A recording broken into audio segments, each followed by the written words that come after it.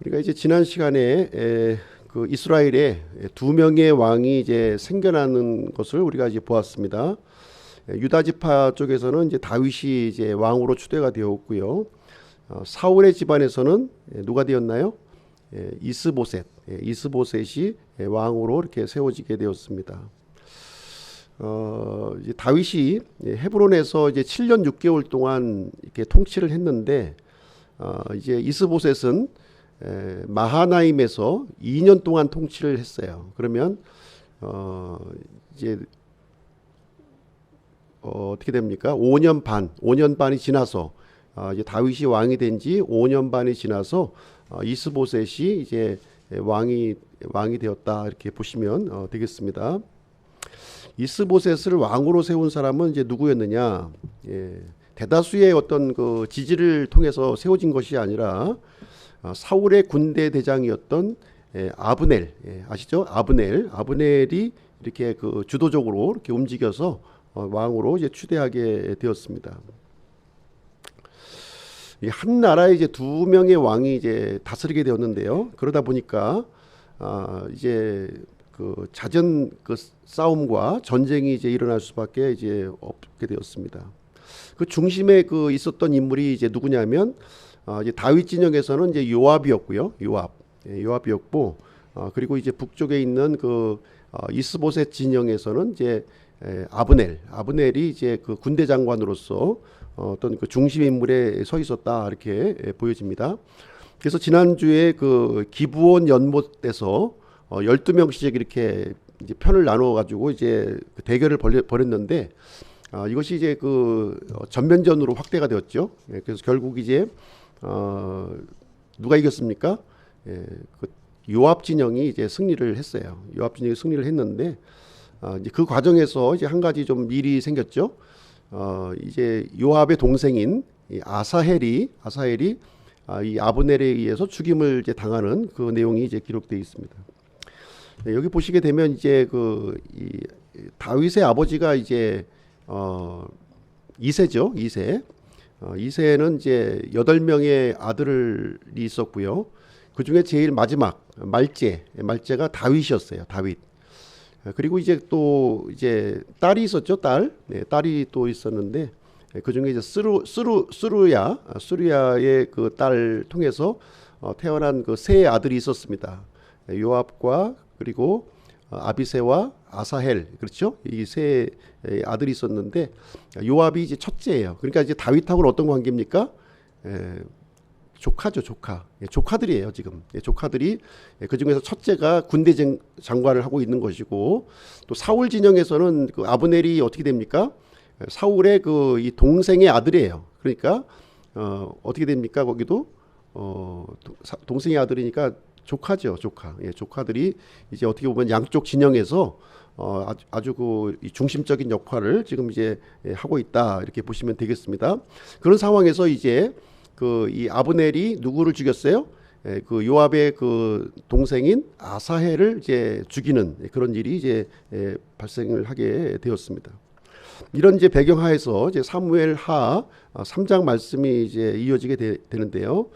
1절 말씀 보시겠습니다. 1절 말씀을 보시게 되면, 이제 사울의 집과 다윗의 집 사이에 오랫동안 전쟁이 있었으나 다윗은 점점 더 강하게 되고 사울의 집은 점점 더 약하게 되니라. 1절 말씀은 어떻게 보면 이제 그 선언적인 말씀이에요. 선언적인 말씀으로 이제 하나님께서 이제 다윗을 강성하게 하시고 이스라엘 전체의 왕으로 세워져 가는 그런 과정에 있다는 것을 여기서 보여주고 있습니다. 그런 과정에서 지금 이제 전쟁이 이제 사울의 집안과 다윗의 집안 사이에 지금 이제 전쟁이 이제 계속적으로 이제 이어지고 있는 상황이 되겠습니다.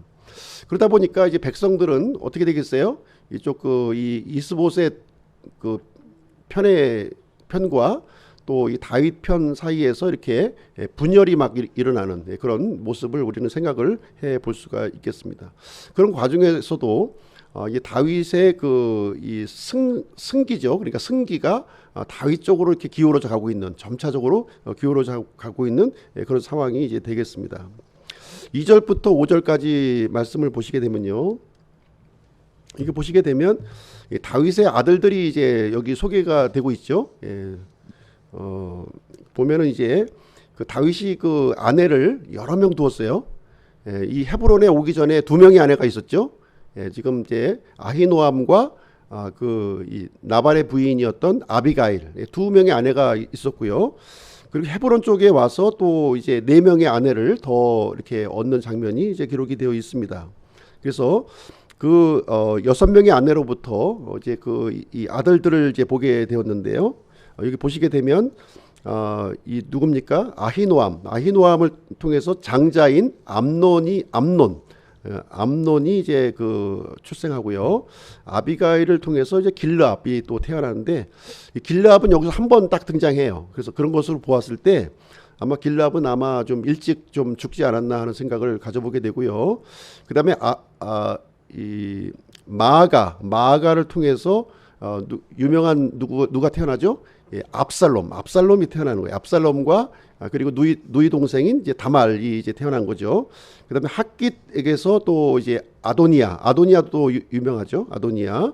아비달에게서 스바디아, 에글라에게서 이드람, 이렇게 이제 이 그 다윗의 아들들이 이렇게 태어납니다.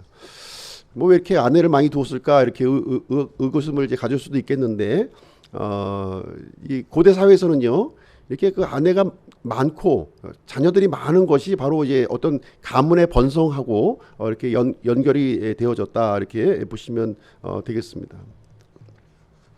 어쨌든 다윗은 이제 그 외형적으로 이렇게 번성하는 모습을 보였지만, 실제 그 이제 많은 아내를 둠으로 말미암아 어떻게 됩니까? 나중에 많은 고통의 열매를 이제 거두게 되는 모습을 우리는 이제 볼 수가 있겠습니다. 이런 상황에서 지금 이제 북쪽에 있는 이스보셋은 과연 어떤 모습을 하고 있을까? 이제 그 내용이 6절부터 11절까지 이제 기록이 되어 있어요. 이스보셋의 진영에 일어난 일을 한 가지 이제 소개를 하고 있는데요. 6절 말씀 한번 보시겠습니다. 6절 보시게 되면, 사울의 집과 다윗의 집 사이에 전쟁이 있는 동안에 아브넬이 사울의 집을 위하여 자신을 강하게 하니라. 여기 이제 아브넬이 또 등장하고 있어요. 아브넬이 등장하는데, 이 전쟁의 와중에서 아브넬은 자신의 어떤 이 실리를 지금 이제 이제 얻고 있는 이 아브넬의 모습을 우리는 이제 보게 되는 것입니다. 이스보셋이 왕이었지만 이 이스보셋은 허수아비에 불과했고요. 실질적인 이 모든 권한은 지금 아브넬이 쥐고 있는 그런 상황이 이제 되겠습니다. 그런데 이 아브넬에게 있어서 특별히 한 가지 좀 이제 어떻게 보면 금도를 넘는 일이 이제 여기서 이제 소개를 하고 있는데요. 7절 말씀 한번 보시겠습니다. 7절. 사울에게 첩이 있었는데 그녀의 이름은 아이야의 딸 리스바더라. 이스보셋이 아브넬에게 이르되 내가 어찌하여 내 아버지의 집에게로 들어갔느냐 하니, 여기 보시면 이제 이스보셋이 지금 이제 지금 자기 주제를 파악하지 못하고 아브넬을 책망하는 장면이 여기에 이제 기록이 되어 있습니다.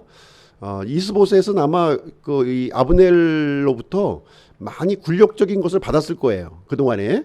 근데 어떤 일이 생겨났냐면, 아버지의 그 후궁이었던 지금 여기 이제 리스바라고 이제 소개를 하고 있죠. 리스바를 지금 이제 아브넬이 취하는 내용이 이제 일어난 거죠.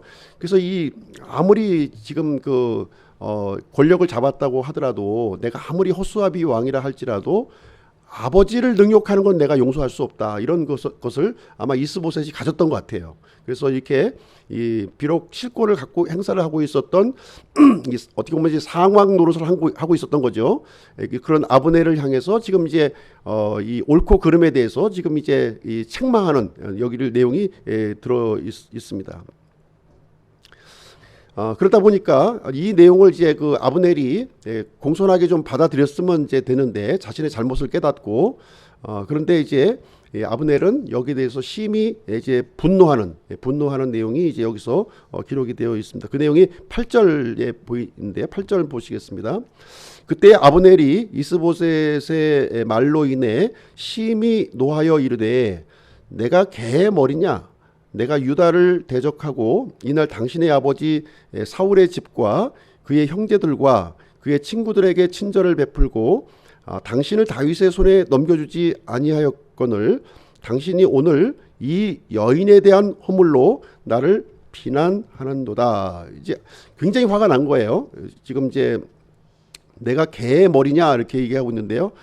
이건 아주 욕이죠. 그러니까 그래서 굉장히 이스보셋의 이런 말에 대해서 굉장히 격분하는 모습을 이제 보여주었고요.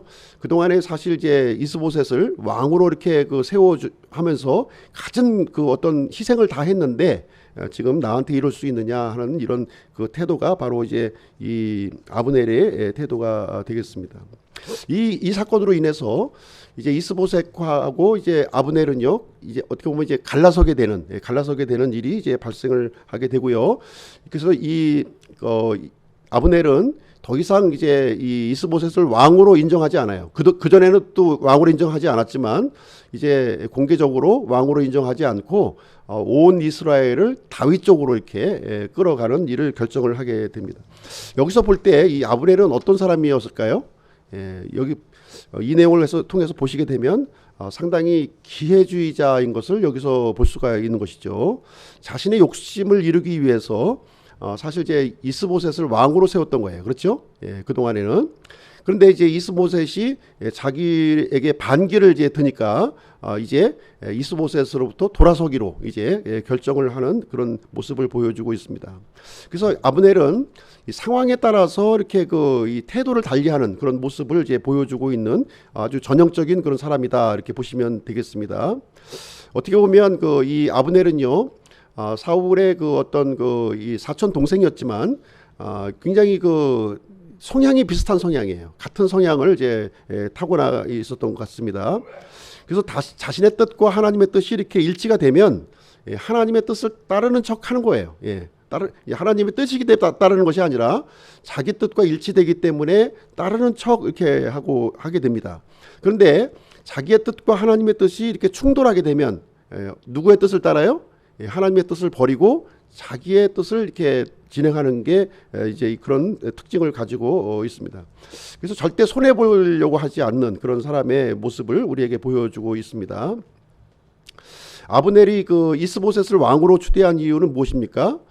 이스라엘을 위해서 했나요? 이스라엘을 위해서 한 거 아니죠. 자기를 위해서, 자신의 어떤 공명심을 이루기 위해서 이렇게 진행을 했던 것입니다. 대의 명분을 뭐로 삼았을까요? 이 아브넬이 대의 명분으로 삼았던 건 무엇이었냐면 우리가 사울의 정통성을 이어받아야 되지 않겠냐, 이런 논리를 이제 내세우면서 이스보셋을 왕으로 세웠던 거예요. 지금 이제 이스보셋을 이제 배신하고 다윗 편으로 지금 이제 돌아서고 있어요. 여기에서 이 아브넬은 어떤 대의 명분을 또 표현하고 있을까요? 이 대의 명분을 보시게 되면 하나님께서 다윗을 이렇게 왕으로 세우지 않았느냐, 이 대의 명분을 또 내세우고 있는 거예요. 이럴 때는 이런 논리를 피고 저럴 때는 또 저런 논리를 피는 그런 아브넬의 모습을 여기서 볼 수가 있습니다.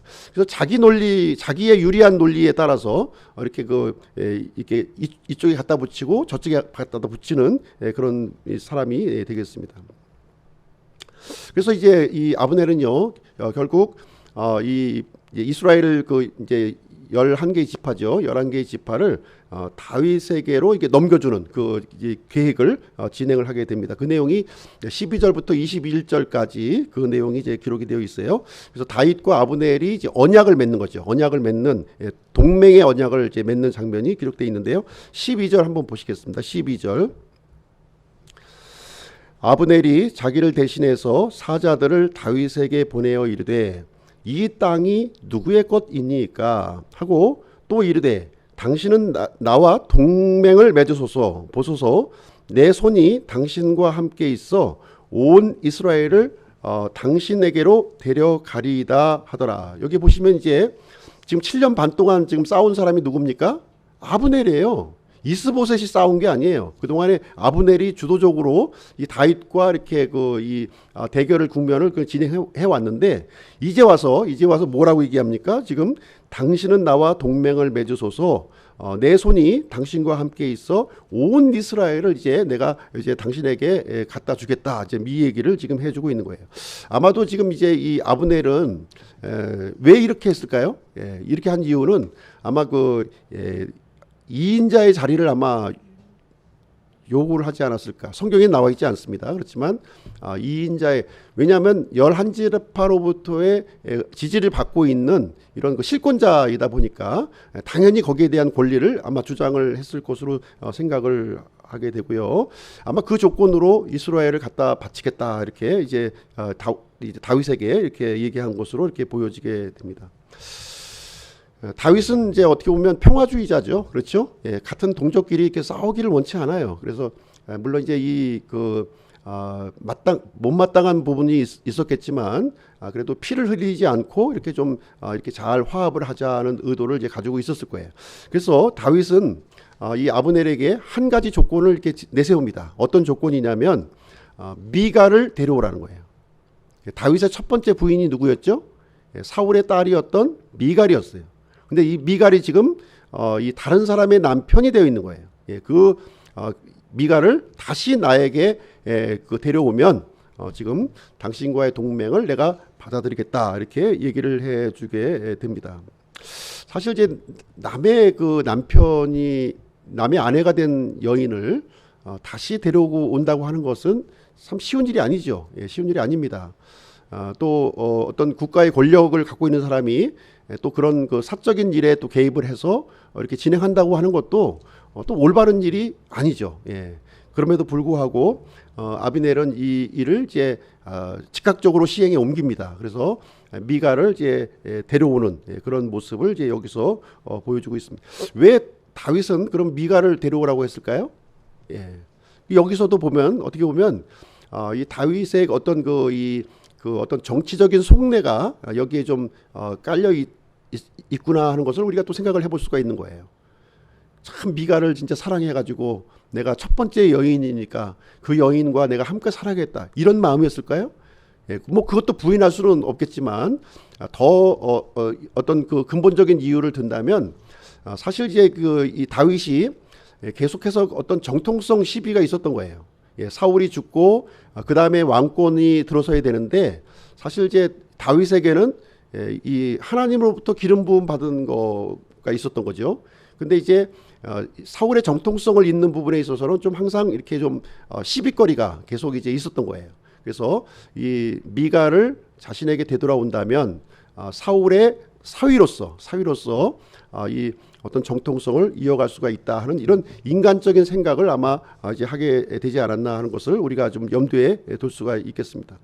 그래서 이제 결국은요 이 미갈이 다윗에게로 이제 돌아옵니다. 돌아오는 장면이 15절 16절에 기록이 되어 있습니다. 15절 16절 한번 보실게요.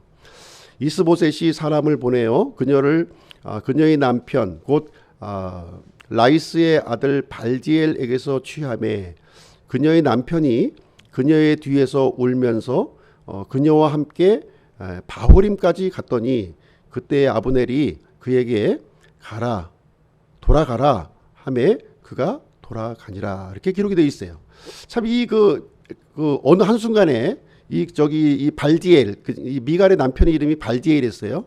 굉장히 아주 사이가 좋았던 것 같아요. 그렇죠? 근데 강제적으로 이제 이 최고의 실권자가 지금 이제 둘을 이제 갈라놓게 되니까 이제 바후림까지 지금 이제 미갈의 뒤를 계속 울면서 쫓아오는 거죠. 이 바후림은 이제 이 유다 지파의 진영의 경계선까지 되는 부분이 되겠어요. 거기까지 울면서 막 쫓아오는 거예요. 남편이. 그러니까 이제 아브넬이 이제 너 가란 말이야 하면서 이제 강제로 뜯어 놓는 그런 아주 이 안타까운 모습을 이제 보여주고 있습니다. 참 이 미갈 사울의 딸 미갈을 보시게 되면요, 참 이 불운의 여인이죠, 그죠?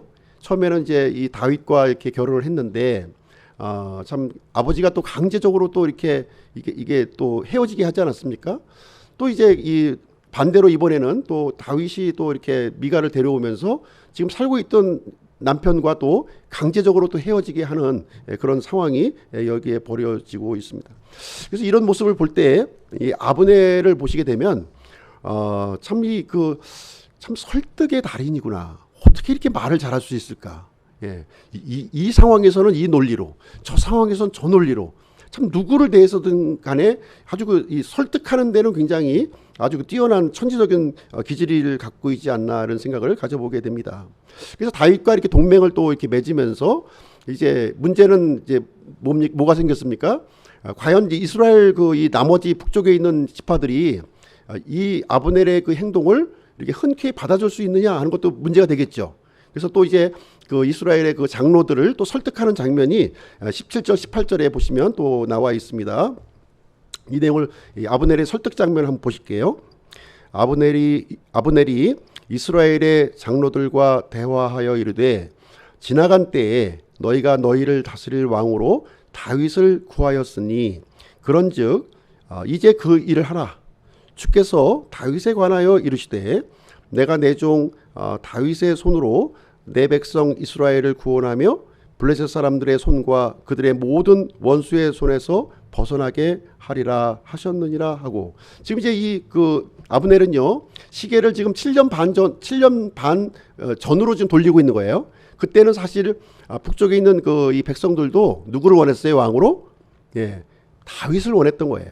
근데 이 아브넬이 나서 가지고 사울의 이 정통성을 우리가 이어야 되지 않겠느냐. 그래서 사울의 넷째 아들을 이렇게 왕으로 세워서 5년간의 어떤 이런 공작 끝에 이스보셋을 왕으로 세웠고요. 지금 이스보셋이 또 마음에 안 드니까 지금 이제 다시 이제 7년 전에 이 상황으로 되돌아가서 니네들이 그때 다윗을 왕으로 지금 세우자고 나한테 말하지 않았느냐. 지금 그것을 이제 시행할 때가 왔다. 이제 이렇게 또 얘기하면서 지금 설명해주고 있는 아주 그냥 그 언변이 아주 뛰어난 그런 사람이 되겠습니다. 그래서 또 이스라엘 장로들은 또 그 아브넬의 말을 아주 또 이렇게 선하게 또 받아들여서 모두 다 이제 다윗을 왕으로 이렇게 추대하자 하는 쪽으로 전반적인 기류가 이제 흘러가게 되는 모습을 이제 보여주고 있습니다.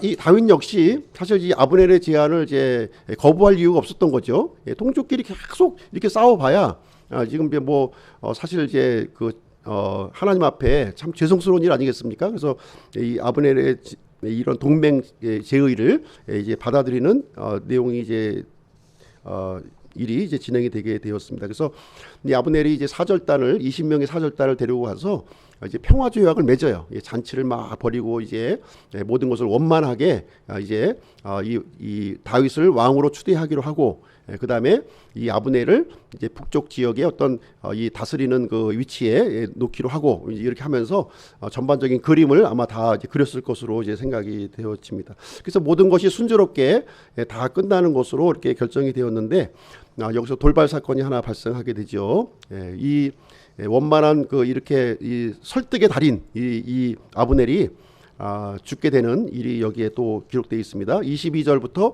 39절까지 보시게 되면 이 아브넬이 죽는 이야기가 여기에 기록이 되어 있어요. 어떻게 해서 이제 이런 일이 생기게 되냐면 요압이 전쟁터에 나갔다가 다시 돌아온 거예요. 돌아와서 지금 이제 다윗과 아브넬 사이에 이루어졌던 이 동맹의 소식을 접하게 된 거예요. 그래서 평안하게 지금 이 아브넬이 북쪽으로 이렇게 돌아가고 있다고 하는 소식을 이제 듣게 되는 순간 분노가 막 올라온 거죠. 그렇죠? 어떻게 저런 사람을 평안하게 돌려보낼 수 있느냐. 다시 되돌아오게 해라. 이렇게 해가지고서 성벽 가까이 이렇게 데리고 와서 이제 아브넬을 이제 요압이 죽이는 내용이 여기에 기록이 되어 있습니다. 요압은 왜 아브넬을 죽였을까요? 자기 셋째 동생을 이렇게 또 죽인, 동생을 죽인 그 원수를 이제 갚는 내용이 이제 기록이 되어 있어요. 그래서 아브넬이 여기서 이 기회주의자였고 이런 설득의 달인이었던 지금 또 이스보셋을 왕으로 이렇게 세웠던 이 북쪽의 실권자를 이제 살해하는 그 내용이 여기에 이제 기록이 되어 있습니다. 그러다 보니까 이제 이 일이 이제 다윗에게는 어떻게 되었습니까? 다윗에게는 큰 위기로 다가온 거죠. 그렇죠? 실질적으로 요압이 이 아브넬을 죽였지만 백성들이 생각할 때는 어떻게 생각하겠어요?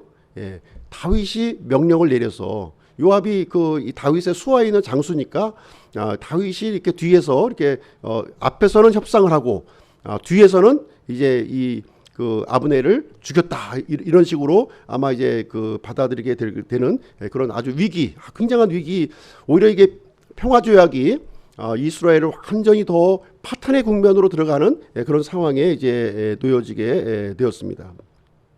이때 이제 다윗은 어떻게 이 내용을 또 해결하게 되냐면 여기서 정면 돌파를 해요. 네, 정면 돌파를 또 해서 이것을 이제 해결하는 모습을 우리는 이제 볼 수가 있습니다. 어떻게 해결하게 되냐면 이 아브넬을 죽였던 이 요압을 저주합니다. 예. 너의 행위를 내가 저주한다. 백성들 앞에서 공개적으로 이것을 이제 선포를 하게 됩니다.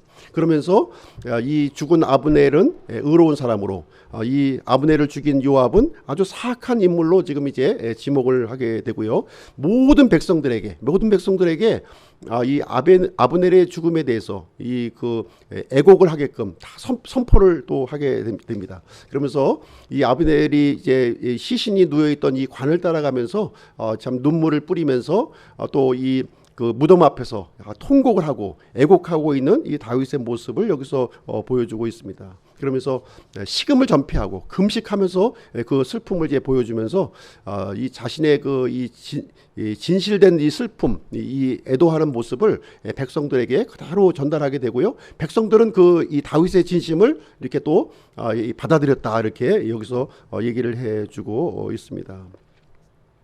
그래서 이 다윗은 아주 어떻게 보면 굉장히 심각한 위기로 더 큰 전쟁으로 이렇게 치달을 수가 있었지만요. 백성 앞에 자신의 감정을 솔직하게 이렇게 표현함을 통해서 이 위기를 다시 새롭게 화합하는 그런 계기로 이렇게 삼게 되었다 하는 것이 이 3장의 전반적인 이런 말씀이 이제 되겠습니다. 그럼 이제 오늘 이제 3장 말씀을 통해서 적용할 교훈을 한번 좀 생각을 해 보도록 하겠습니다. 이 사무엘의 기록은 단지 그냥 옛날 이야기로 받아들이시면 안 돼요. 나의 이야기로 받아들이셔야 됩니다. 이 성경의 기록이 나의 말씀으로, 나의 이야기로 투영해서 받아들이는 것이 대단히 중요합니다. 첫 번째 교훈은 무엇이냐면 이 번성과 몰락은 점진적으로 이루어진다는 거예요. 하루아침에 갑자기 이렇게 번성하고 하루아침에 갑자기 망하는 것이 아니라는 것이죠. 그래서 1절 말씀에 있는 것처럼 점점이라는 말을 우리가 주의를 기울여서 볼 필요가 있다고 하는 사실입니다. 어떤 일이 일어나기 위해서는요, 반드시 진행되는 과정이 있다는 거예요. 진행되는 과정이 분명히 있다는 것을 얘기를 해주고 있는 내용이 되겠습니다.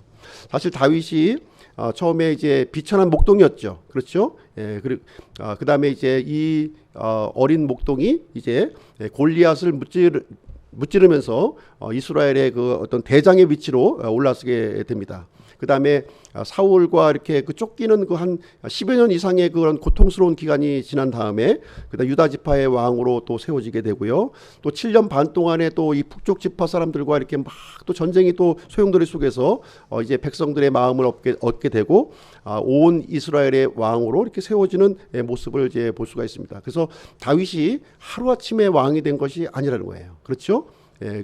사무엘로부터 기름 부음 받았을 때부터 다윗이 이제 전 이스라엘의 왕이 되기까지는 최소한도 20년의 기간이 이렇게 준비되는 과정이 진행됐구나 하는 것을 또 우리가 볼 수가 있는 것이고요.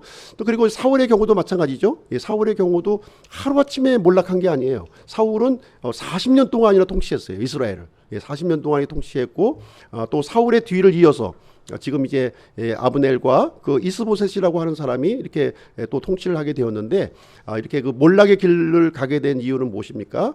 이 사울과 같은 그런 마음을 가졌다는 거예요. 이 사람들이. 그래서 하나님을 존중하지 않고 또 자신의 어떤 이기적인 욕심을 이렇게 취하게 되고 이런 모습을 통해서 이제 서서히 이렇게 몰락의 길로 이렇게 갔다 하는 것을 여기서 말씀을 해주고 있습니다. 우리도 이제 동일하게 우리에게도 적용되는 거예요. 우리 그리스도인들도 그리스도인들의 이 구원도 동일하게 이렇게 적용이 된다, 이렇게 볼 수가 있겠습니다. 하나님께서는요, 먼저 우리 죄인된 우리를 불러주셨어요. 그렇죠? 죄인된 우리를 다 콜링하셨어요. 구원의 자리로 우리를 콜링을 해 주셨습니다. 그래서 우리 부르신 그 사람들, 부르심에 응답한 그 사람들을 어떻게 하셨습니까? 예수 그리스도의 피로 의롭게 만들어 주셨어요. 의로운 신분으로 우리를 만들어 주셨습니다. 의로운 신분을 만들어 주셨고, 그 다음에 또 어떤 일을 하나님은 진행하십니까? 우리의 모습이 이제 옛사람의 모습을 벗어버리고 새 사람을 입어가는 그리스도의 모습으로 이렇게 변화되어가는 그런 그 성화의 과정을 우리가 겪게 하고 있는 것이죠. 지금 우리가 살아가고 있는 이 믿은 후의 삶이 바로 이 어떤 이 다윗이 왕이 되는 그런 과정을 우리가 겪고 있는 거예요. 그 다음에 하나님께서는요, 우리에게 영광스러운 몸으로 우리를 만들어 주신다는 거예요. 이 죄악된 몸을 완전히 벗어버리고 영광스러운 몸으로 만들어 주시는 이런 그 구원의 완전함으로 우리가 이제 들어가게 해 주신다 하는 것을 우리에게 알려주고 있습니다. 두 번째 교훈은 이제 우리가 생각을 해 본다면, 두 번째 교훈은 자기 욕심을 따라 움직이지 말라는 거예요. 이 사울의 가문이 왜 멸망했습니까? 자기 욕심을 따라 움직인 거예요. 자기 욕심. 그 일 때문에 결국 멸망의 길, 몰락의 길을 가게 되었다, 이렇게 얘기를 해주고 있습니다. 그래서 이 아브넬과 같은 사람은요, 하나님의 뜻이 자기에게 유리하면 그것을 받아들여요. 그렇죠? 기꺼이 받아들입니다. 그런데 이 하나님의 뜻이 자기하고 이제 틀리게 되면 또 뭐 그 종이장 같이 이렇게 버려버리는 그런 모습을 보여주고 있습니다. 그래서 항상 기준이 하나님의 뜻이 아니라 자기 만족에 있었던 거죠. 자기 욕심에 이렇게 기준이 있었다 하는 것을 얘기해 주고 있습니다. 그래서 자기 욕심을 따라 움직이는 이런 사람들은 하나님께서는 이렇게 멸망의 길로 이렇게 이끌어 가신다는 것을 우리에게 교훈으로 가르쳐 주고 있는 그런 내용이 이제 되겠습니다. 아브넬은 이 다윗이, 하나님께서 다윗을 왕으로 세운 걸 알았을까요? 몰랐을까요? 당연히 알고 있었어요. 당연히 알고 있었지만 이 자기 논리로 이렇게 이끌어 가고 있었고요. 사울 역시도 이 다윗이 하나님께서 세우신 왕이라고 하는 것을 분명히 알고 있었어요. 그럼에도 불구하고 자기 야망과 자기 뜻으로 이렇게 갔었던 모습을 보여주고 있습니다. 그래서 우리가 하나님의 뜻을 존중하지 아니하고 나의 뜻과 나의 욕심과 이기심으로 이렇게 갔을 때는 하나님은 이렇게 사울의 집안처럼 몰락의 길로 이렇게 가게 하고요. 그다음 이 다윗과 같이 하나님을 존중하고 이렇게 이 하나님의 뜻을 이렇게 순종했을 때에는 이렇게 번성하는 길로 우리를 이끌어 가신다는 것을 여기서 얘기를 해주고 있습니다. 다윗이 이제 마지막에 이제 그 큰 위기를 만났을 때 아브넬이 이제 요압이 아브넬을 죽였을 때 지금 위기를 정면으로 이렇게 대응하는 모습을 우리가 보여주고 있어요. 그래서 우리가 위기를 만났을 때가 있잖아요. 살아가다 보면은 그랬을 때는 이렇게 피하지 마시라는 거예요. 피하지 말고 내 속에 있는 진실된 마음을 그대로 보여주면 되는 거예요. 잘못한 것은 잘못한 거대로, 또 이 내가 이제 의도했던 그런 내용들을 그대로 이렇게 정면으로 돌파하게 되면 하나님께서 이렇게 또 마음을 열어주시고 또 이렇게 화합의 길로 이끌어 주시는 모습을 볼 수가 있습니다. 그래서 최악의 위기를 참 다윗이 만났지만 이 진심 어린 그런 슬픔과 애도를 표현하고요, 백성들에게 이렇게 이 지도자의 눈물을 이렇게 아낌없이 이렇게 부어 주었을 때 이렇게 그 온 이스라엘이 이렇게 다윗에게로 마음을 돌리게 되고 통일 왕국의 그 왕으로 이렇게 그 지지받는 강압적으로 왕이 된 게 아니었어요. 다윗은 강압적으로 왕이 되길 전혀 원치 아니었고요. 다 이 그 많은 사람들의 이런 추대를 통해서 이렇게 왕이 되는 방법을 진행했다 하는 것을 우리는 이제 발견하게 되는 것입니다.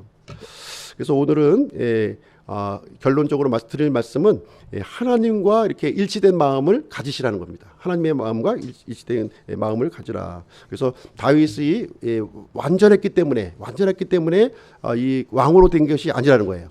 이렇게 연약한 모습도 있었고요, 실수하는 내용도 많이 다윗에게 보여지고 있습니다. 그럼에도 불구하고 하나님께서 다윗을 사용하신 목적은, 이유는 무엇입니까? 단 하나예요. 그 마음이 그 하나님의 마음과 이렇게 그 일치된 마음을 가지고 있었다는 것을 여기서 우리가 볼 수가 있습니다. 그래서 우리도 이렇게 다윗과 같은 그런 마음을 갖는 저희들의 모습이 되었으면 좋겠습니다.